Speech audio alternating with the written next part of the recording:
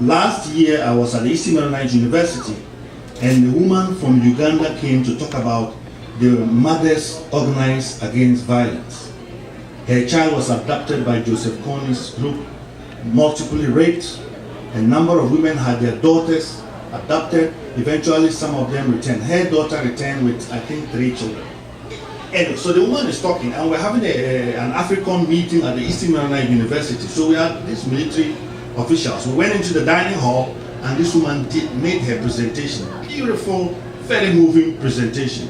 Everybody was just waiting. You could just see, just to pull out the checkbook and write a check. And so when it came to question time, this woman put up her hand and said, "Ma'am, you have a very wonderful story. What can we do to help?" She looked at her and she said, "What can we do to help? Pray for us. Pray for us and pray for the rebels."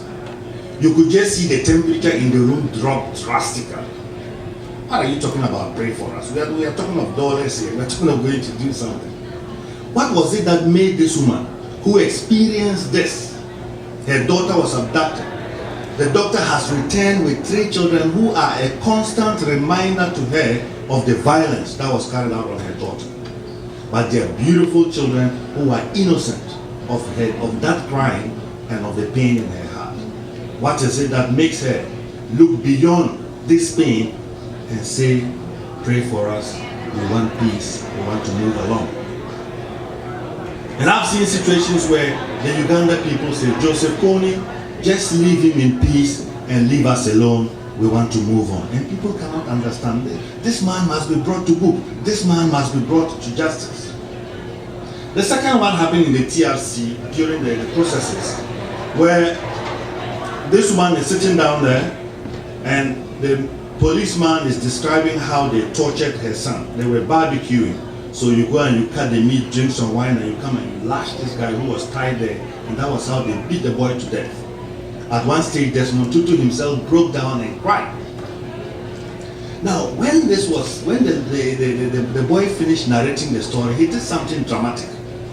He walked up to the woman, knelt in front of her, and held her knee and said, "Listen, if I could do anything to bring your son back, I would do it. But I know I cannot do anything. I want you to know that for the rest of my life, I'm going to live with this guilt.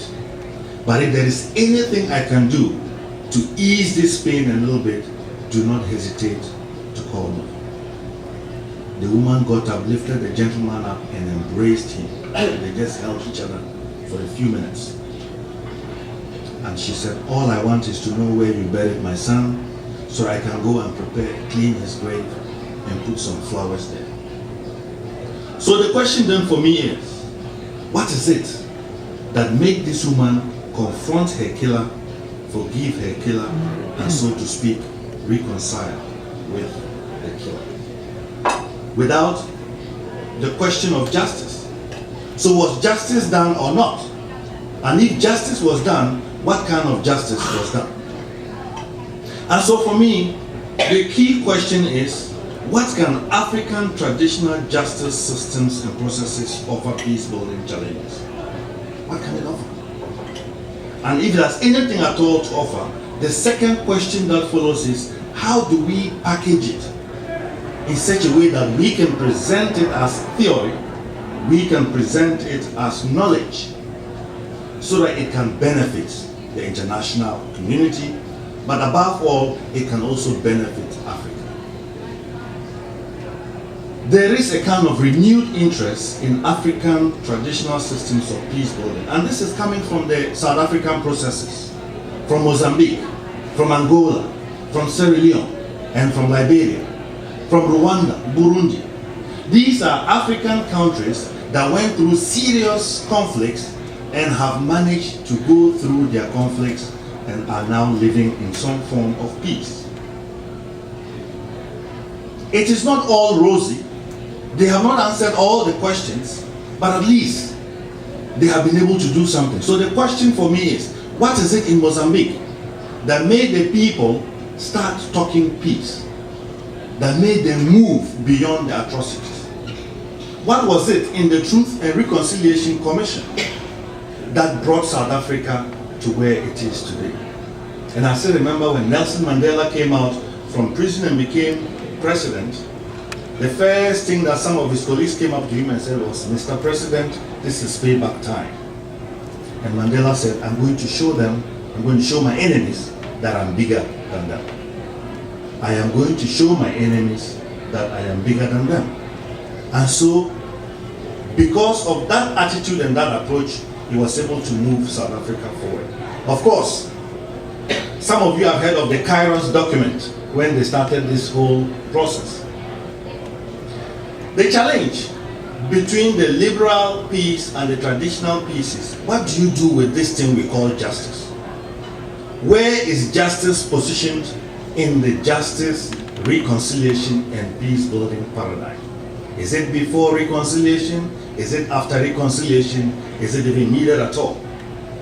Now, this is what, I just would like to read you a portion of the Kairos document when we were talking about peace in South Africa. It said, in our situation in South Africa today, it would be totally un-Christian to plead for reconciliation and peace before the present injustices have been removed.